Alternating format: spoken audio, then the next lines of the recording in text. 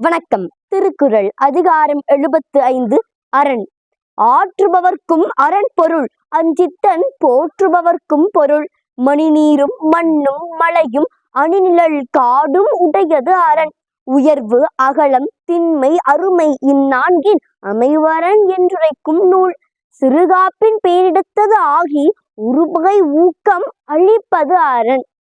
கொளற்கு அரிதாய் கொண்ட கூழ்த்தாகி அகத்தார் நிலைக்கு எளிதாம் நீரது அரண். எல்லா பொருளும் உடைத்தாய் இடத்துதவும் நல்லாள் உடையது அரண்.